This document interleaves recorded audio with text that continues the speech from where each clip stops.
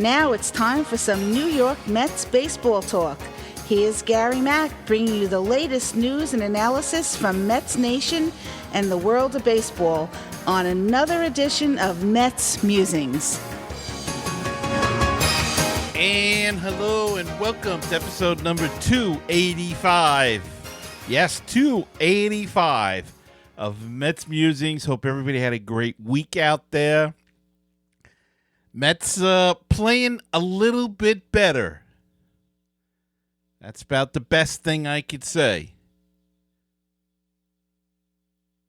In their last, since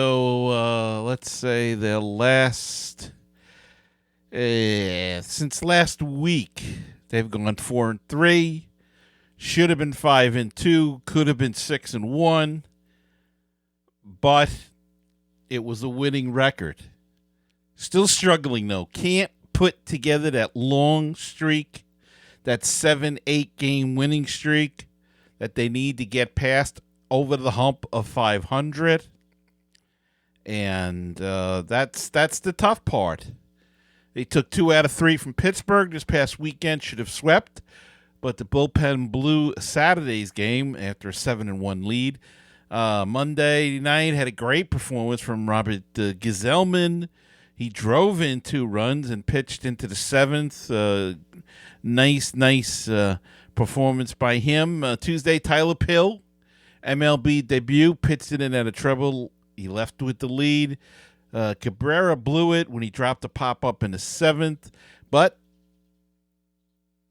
the Mets kept in touch with the Brewers and kept the game tied.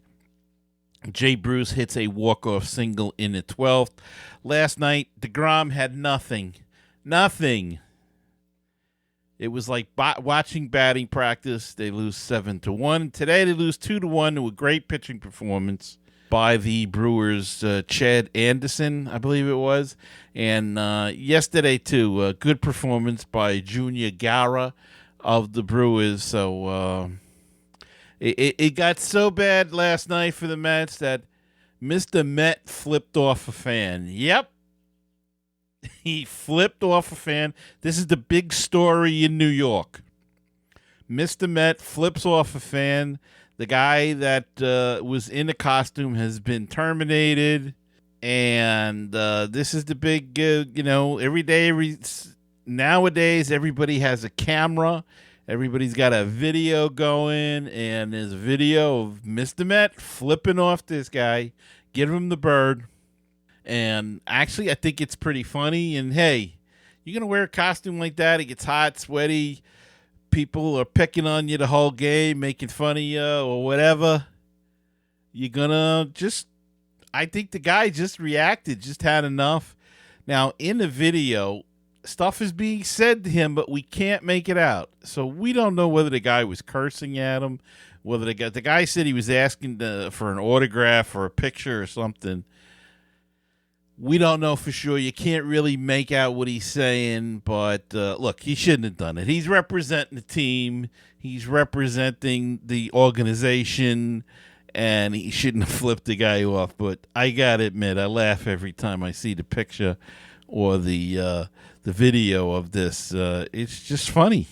It's just, the guy's only got 4 fingers. How do you know which one he was using?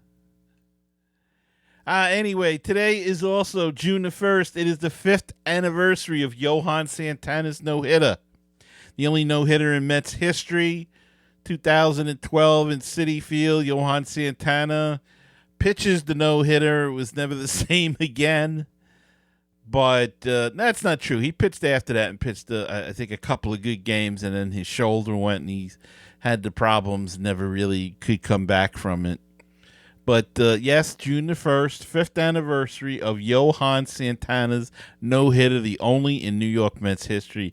And it is really, even to today, it's pretty amazing to think that with all the pitchers the Mets have had, the great pitchers, the Seavers, the Kuzmans, the Goodens, the Darlings, the Fernandez, the Harvey, the DeGrom now, and the Syndergaards, they still have time. The David Cohns, Al Leiter, all of those great pitchers, and nobody ever did it as a Met until Johan Santana did it 5 years ago today. And there's been a lot of hoopla and articles again pop up every so often in the paper about statues at Citi Field. Should we have statues at Citi Field? If you remember a few years ago, Tom Seaver's wife had a big article in, I think it was around the holidays in December in the Daily News about saying that they should definitely have a statue for Tom Seaver. Hard to argue with that. I think there should be a statue for Tom Seaver. I think there should be a statue for Gil Hodges. I'd like to see a statue of Koosman and Grote embracing after the third out of the 69 World Series Game 5. And I think the Mets have to take a step in that direction. They've done a pretty good job after the criticism of the opening of Citi Field and how it was so Dodgers, aimed at the Dodgers to look like Ebbets Field and stuff, the influence there. And they've gotten slowly, they've mesmerized it, brought in Met stuff, the Hall of Fame, the pictures. It's just, it feels like the Mets house now. But they need some statues. Look, one of the brilliant things they did was put the apple outside. That was just plain brilliant because that has become the perfect meeting place. I'll meet you at the Apple. Meet me at the Apple. It really was a great idea putting it where it is. It's a terrific meeting place. People love to have their picture taken by it. Really a smart idea. Now what they need to do is sprinkle statues around too. Start with a Tom Seaver. Let's have a Tom Seaver statue. They can do it in St. Louis. They can do it in Pittsburgh. They can do it in Atlanta. We should be able to do it in New York. So if the Wilpons are listening, or whoever in the organization would take care of stuff like that, let's get it going here. Let's get some statues at Citi Field. And let's get this team rolling. They just, today, for instance, they looked lifeless. They just didn't look good. I don't know. Sometimes good pitching will do that to you. But they have shown some signs of life, and we do expect Mats and Lugo to get back here pretty soon. They will pitch one more minor league start, which could be tomorrow, I believe. My math is correct. They both pitched on Sunday at different levels, and they're going to get one more start in the minor leagues in the rehab assignment. So that would mean they could come back next week sometime. And maybe Cespedes is in a week and a half. And at least we'll start getting some of the troops in. The starting pitching has started to go a little bit longer.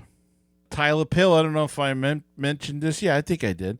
Did a great job in his major league debut. 5 1/3, I believe it was, and left with the lead. In and out of trouble the whole game, but really was very poised, pitched very well. Good to see. Could be somebody else to fall back on. Giselman apparently is going to go to the bullpen, so that could strengthen the bullpen when Lugo and Mats get back. So let's hope things start to shake out. I know we're 9.5, 10 games out of first, but at least let's hope that we can get it together and make a run at the wild card and maybe for the division, because you don't know if Washington's going to keep this up. Well, yeah, Washington's due for a struggle. Washington's due to go down a little bit, to have a losing streak. we're going to be playing Washington in 10 days or so. Yeah, maybe a little bit longer than that, 14 days. And that could be a big series. So, these are all things we have to look forward to. And we'll see how, when the troops come back, whether or not it helps boost this team and lights it up and gets it going like it did last year. All right, we're going to take a break and be back with my very special guest right after these messages. Hey, baseball fans and book fans as well. This is Frank Nappi, author of the Legend of Mickey Tussler series, inviting all of you to learn more about my protagonist, Mickey Tussler, an incredible pitching prodigy who has autism. Follow Mickey's journey as he captures the hearts of fans everywhere with his blazing fastball and indomitable spirit. Please visit Amazon or www.franknappy.com for more information. Hi, this is the world-famous Mr. Brewtown of BrewtownSports.podomatic.com. You know, you can find us on Facebook, Twitter, and Google+. Brewtown Sports. You can also listen to the show at Stitcher.com, TuneIn.com, and iTunes.com. And we've got the new one. It's called BrewtownRadio.weebly.com. But the one that I'm most proud of being on is BaseballPodcast.net. It is the home of great baseball talk shows. Check it out, my show and all kinds of other programs all about Major League Baseball. So check it out. That's baseballpodcast.net, the home for great baseball talk shows. The Phillies and Mets rivalry has never been better. Hi, my name is Rich Baxter, and I host Phillies Talk Podcast. I hope you'll join me as we talk all about the Phillies all season long. That's Phillies Talk Podcast at fightinphillies.com. And now back to Gary Mack and this great edition of Mets Musings.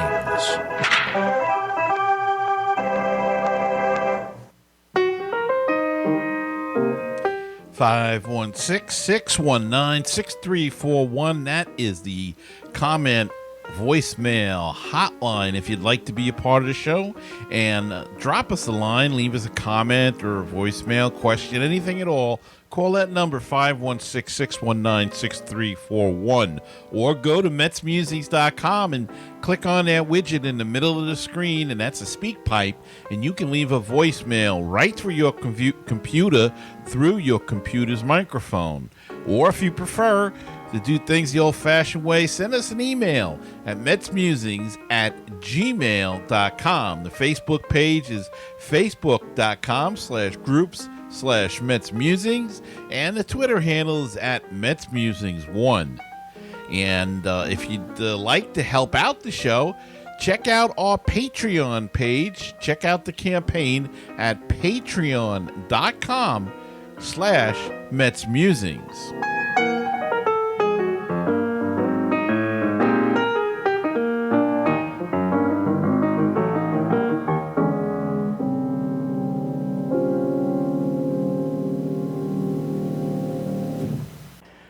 All right, I'm back, and joining me tonight is a longtime listener and no stranger to podcasts. He's been on with the Baseball PhD a couple of times as their Mets expert.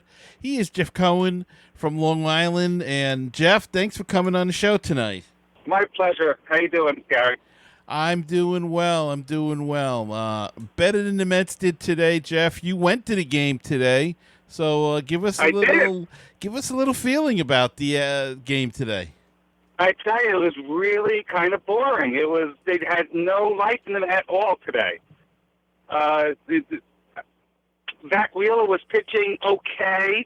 His pitch count was high in the first couple of innings, so we didn't think he'd last into the seventh, which surprised us. He got help with a couple of three double play balls, but otherwise the Brewers had 11 hits on him. We only just managed 3 hits before Flores' home run in the 8th inning, and it was kind of boring. They just had no life in them.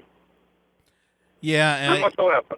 Yeah, you can even notice that on the TV that they just didn't seem to have any get up and go, and could be a day game after a night game. But Milwaukee seemed to have plenty, and they did get a couple of good pitching performances the last 2 nights. last night, and today from their pitchers. They did. They got the best of our two best, Wheeler and DeGrom, and we won the game started by Tyler Hill and Gazelman, so go figure that out.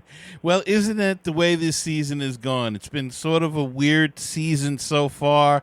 They're starting to put it together a little bit, but what's your take of the season so far with this team? Well, it's been obviously very disappointing. We had such high hopes for the team. But the injuries happen. You can't help that. But what happened to your best player, your best pitcher, and your best reliever, it's kind of demoralizing. So that's very that's very kind of depressing, and it just happened to us. But last year we had injuries, and now this year we have injuries. And go ahead. I was just going to say that there has been an inordinate amount of injuries last season and this season, and it just seems strange. Do you think it's a problem that the organization's going to have to look at? I think so, and it started with Cespedes with his bench pressing 1,000 pounds, which I don't think these athletes really need to bench press so much. With Syndergaard, him wanting to throw the ball, 120 miles an hour, he wants to get stronger and bigger and stronger. They need flexibility. They don't need tightness in their muscles. Look what's happening. Exactly right. I always say, and I know you know this because you're a listener, that I think they're in too good a shape. They're all looking like Adonis, but they're not. You brought up the word flexible, and that's what they really need. They should be doing yoga. There you go. Well, Pilates, right? Pilates, absolutely. They don't need to be lifting 1,000 pounds. And I always go by what Keith Hernandez says. He said he never picked up a weight in the off season. The only thing he did was run to keep his legs in shape, and I think maybe that's something they should think about. Absolutely, they should think about that. I was reading an article. I think it was Tom Seaver. He said he was he does the running. The running keeps you, keeps you loose and keeps your endurance. Lifting weights doesn't help. And I remember, too, when I was a kid, Ted Simmons, the former catcher for the St. Louis Cardinals, and I forget who else he played with, but Milwaukee, I believe. He had hurt his arm. So. Yeah, he hurt his arm, and he used to throw long distances, long toss to try to stretch the arm and to build up the strength in it. And maybe they should be doing more of that. I think so.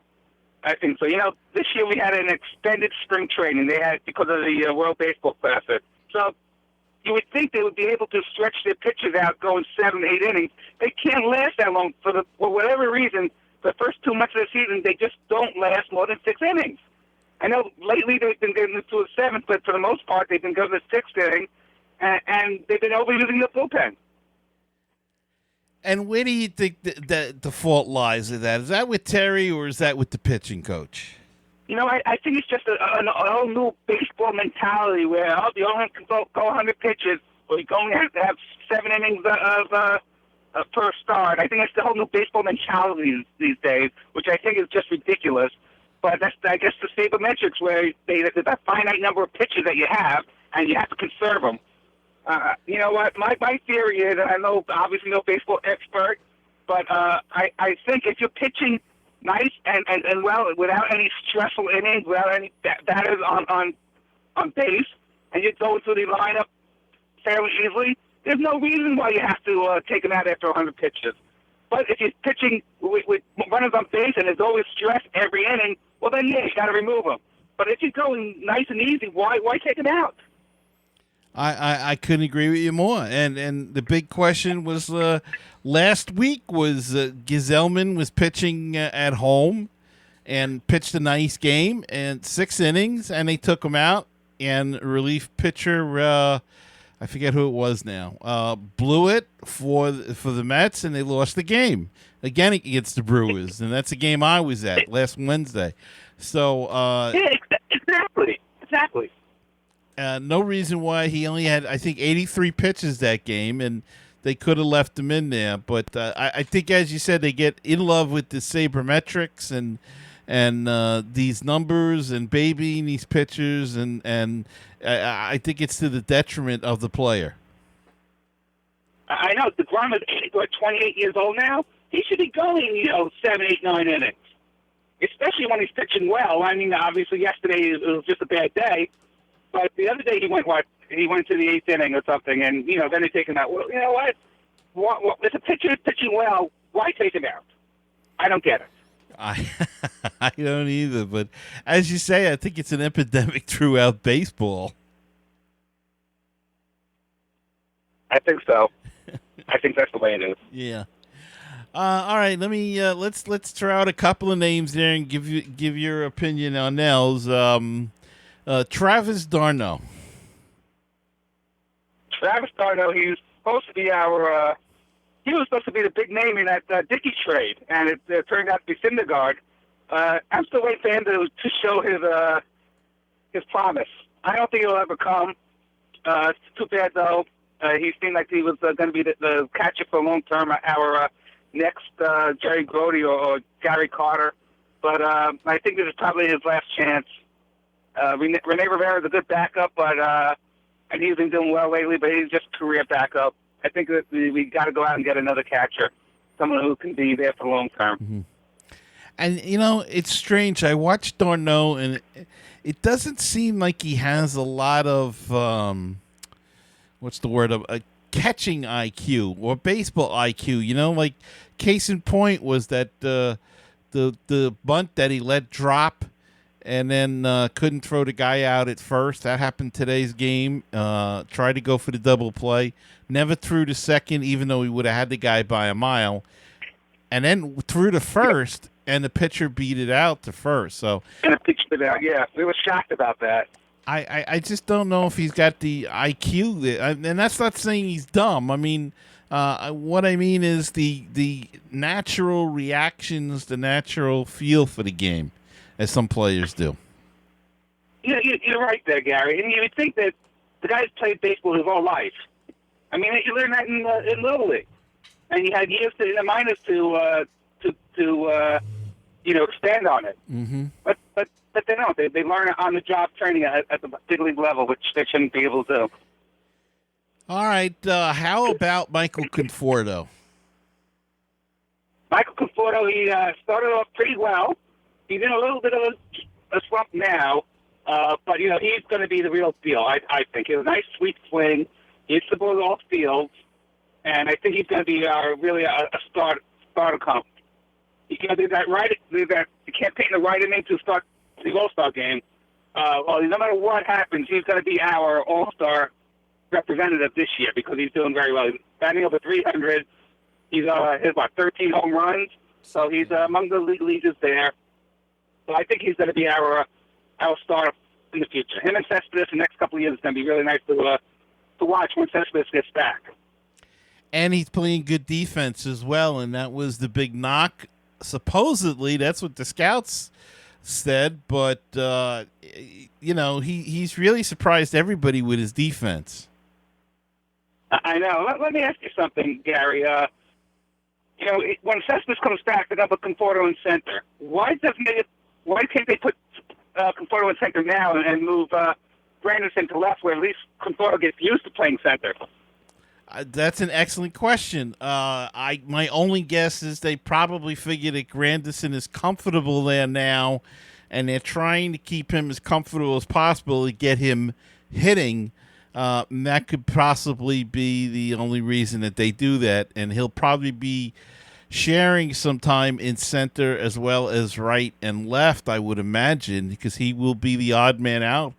I would have to believe that they have to play Conforto every day with the way he's been hitting. So the only thing I can figure is that right now they're trying to get him hitting, and probably by moving him around, they might feel that it would be too much. Yeah, probably right.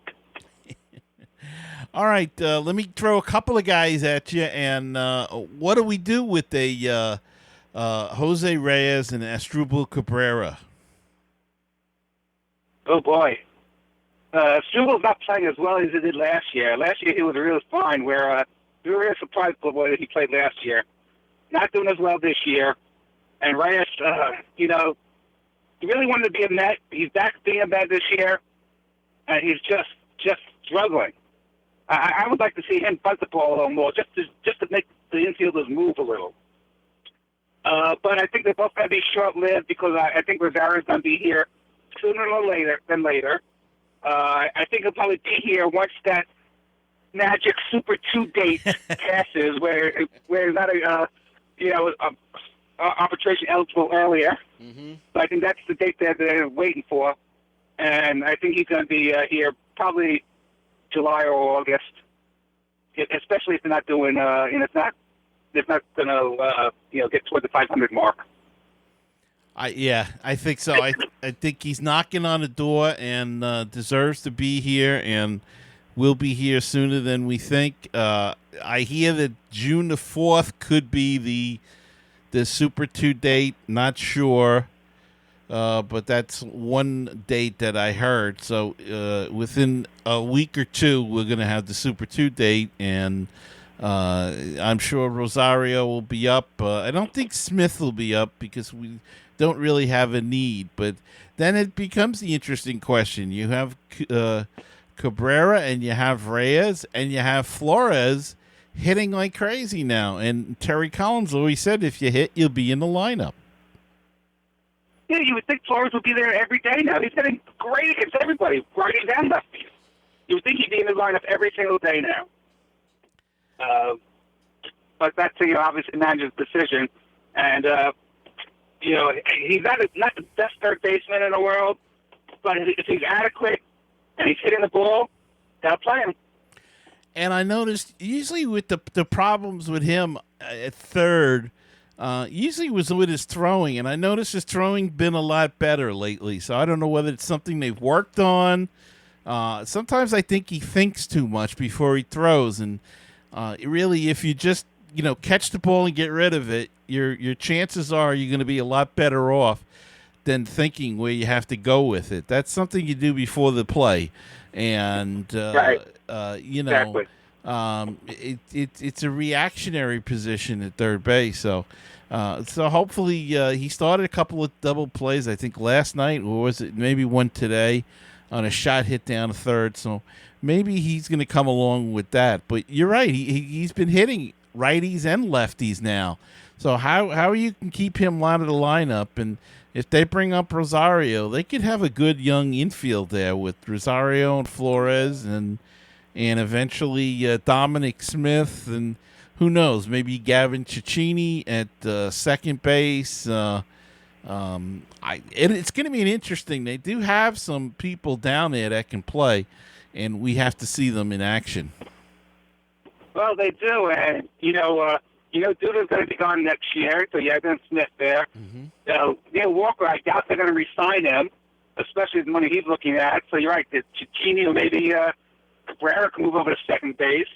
Rosario at short, and they need another third baseman because unless Flores sticks there full time, David Wright is not coming back, unfortunately, and so they're going to have a whole new turnover. And Bruce is not going to be back either, so then he never looked like right fielder. Right. Well, yeah. Then I wonder if that will be Conforto moving to right, and bring in a center fielder, or have Lagares play more with Nimmo maybe in center, and Cespedes in left. Yep. Something along that line. Totally agree. All right, and you mentioned Jay Bruce. You know how I feel. Yeah, I feel the same way. I thought I was screaming at that trade last year because we were being told Wilson Herrera is the next second baseman, and right. and your analysis is great. Not only did it cost us money with Bruce, but it cost us money with Walker getting the qualifying offer, which limits stuff in getting other free agents. You were absolutely right in your analysis. Yeah, and I hope it doesn't cost us down the road, because now we still need a second baseman, unless they do use Cecchini or L.J. Mazzilli, if he can Don't know if he'll get a shot, if he can hit Major League pitching. I haven't looked at his numbers. Or Reynolds or Cabrera, as you say. But, there's been some reports that Cabrera doesn't want to move. And you have to see. Maybe they sign Reyes for a cheap contract next year and move him a second. That's a possibility as well. But, Dilson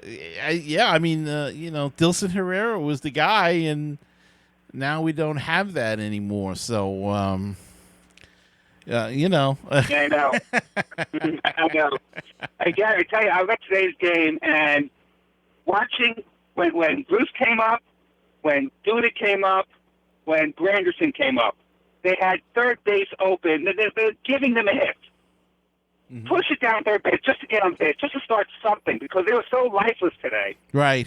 And they were giving them the third. And not only that, once you do that a couple times, they're not going to be shifting on you all the time, which opens up the field even more. Right. And sometimes that should come from the dugout as well, Jeff. You would think so, right? I would think that they would give them the bunt sign. Absolutely. Just make them move a little. If they're giving you the base hit, take the base hit. There you go. I agree. And you mentioned David Wright. I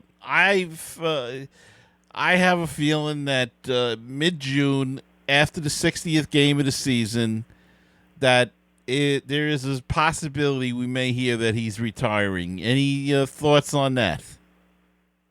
That would be a shame, because he really is a good Met. He wanted to be a Met for life. He signed that big deal. You'd think he'd be there for a long time, and it's a shame that he's not. He was on the path to have the most hits, get it, the most, a lot of the records. We one day would have seen his number go up there with Piazza and Seaver, but unfortunately, this injury got to him, and it's just too bad. They might keep him around as maybe an ambassador or a roving instructor. Maybe, Gary, what are your thoughts on this? Maybe he's the next manager of the Mets. There's a possibility. I've thought about that. I've thought about that. They will. I agree. They'll definitely keep him around in some sort of capacity. If he wants to manage or coach, there's a possibility he could be the Mets, or he could go to the minors if he wants to earn his his bones down there and learn how to manage. And I actually thought there was a good opportunity before they named Alfonso as the Cyclones manager. If he had retired in the offseason, that would have been a nice fit for him in Brooklyn. That would have, yes. Of course, Edgardo Alfonso is the manager, and he's earned it. He's been there for 3 years under Tom Gamboa, and now he's got the job as the chief in Brooklyn. But I think it's time. He's not even throwing again. They shut him down again. I don't know what. The only thing I can think they're waiting for is that insurance to kick in. Yeah, it's a shame. It really is. Yes. And he was really, one of our guy, the guy who came from the minors, with a Met, and he was going to be a Met for life. He wanted to stay here, and they had the possibility go someplace when he went free agency or when he at the end of his last contract, and he signed a big deal here. He wanted to be here, and we want those guys who want to be here. Right. Exactly. And I have no problem with the big contract because he got paid for what he did. Yes. He was the face of the franchise, face of Major League Baseball one year. He was, the All-Star game. He was Mr. Met. He was the host of that All-Star game. He was all over the press. He was everywhere you went. And just so unfortunate with this stenosis injury and now the other injuries that have popped up, not related, but nonetheless, they've all come up on him, and just a shame. It is. The only good thing is he got to play in the World Series as a Met. Unfortunately, they lost, but in 2015 he was healthy enough to play in the World Series, and you can take some solace in that. That's a good point, and I'm sure he'll be in the Mets Hall of Fame one day, and and maybe they will retire his number. Maybe. You know, they got to get more people in that Hall of Fame. I think they should make that an annual thing. How about you? Yeah, they should. I mean, Keith Hernandez's number should be retired, and personally, I think he should be in the National Baseball Hall of Fame. Well, see that difference makes. That's another whole other debate. Yeah. But yeah, his number should be retired. Gary Carter did so much for the team. Gooden and Strawberry. Yeah, you can name a lot of those guys. And what's your feeling on statues outside of Citi Field? You know my feeling about statues, man. You know, Seaver should have. They just put a statue of Frank Robinson as a Cleveland manager, and I get that. Very, very high honor. They have a statue of Bob. They have 2 statues of Bob Uecker in Milwaukee. Can't we get a statue of Tom Seaver in New York before? He's 70 years old. He's not going to be around much longer. Not for 30 years. You know what I mean? He's going to be around. I know. Well, he's healthy. Let him come have the unveiling of a statue of Tom Seaver. I said earlier in this show before you came on with me about that it should be. I'd like to see 3 right now. I'd like to see Tom Seaver, definitely. I'd like to see one of Hodges, Gil Hodges, and I'd like to see a statue of Jerry Koosman and Jerry Grody in that embrace after Game 5 of the '69 World Series. That classic picture. I know it's one you're talking about. That'd be a great statue. That'd be a great statue. And then let's add another one now. How about Jesse Orosco on his knees with his hands raised? On his knees. Absolutely. That would be. I've been to a few stadiums around the country, and every one of them has a statue. But Chase Citi Field, I tried to get a letter campaign going. I called the Mets. You got to get a statue of Tom Seaver. Maybe we got to start a Kickstarter or something, I mean, the Lupin's that cheapo. I guess we know they are. But you need a statue of Tom Seaver. Come on. Well, at least they saved the apple and put that in a prominent space, and that was, to me, that's one of the most brilliant things that they did, because that just turned out to be the perfect meeting place for everyone. Oh, it certainly is. It's a nice picture taking place as well. Right. Every time you go there, there's people taking pictures, meeting people. Yeah, that was a smart thing to do there. But you know what? Next to it, I'd like to see one of Tom Seaver. Okay. Well, let's hope so that someday that they'll do it. And as I said earlier, if you're listening, Fred, Jeff, whatever, let's bring that statue of Tom Seaver to Citi Field. Absolutely. We'd love to see it. Jeff, I want to thank you for taking some time out and coming on the show tonight. And thanks so much. My pleasure, Gary. Nice speaking with you. All right, we'll talk again. And I'll be back right after this. 516-619-6341. That is the comment voicemail hotline if you'd like to be a part of the show, and drop us a line, leave us a comment or a voicemail, question, anything at all. Call that number, 516-619-6341, or go to MetsMusings.com and click on that widget in the middle of the screen, and that's a speak pipe, and you can leave a voicemail right through your computer through your computer's microphone. Or if you prefer to do things the old-fashioned way, send us an email at metsmusings@gmail.com. The Facebook page is facebook.com/groups/MetsMusings, and the Twitter handle is at MetsMusings1. And if you'd like to help out the show, check out our Patreon page. Check out the campaign at patreon.com/MetsMusings.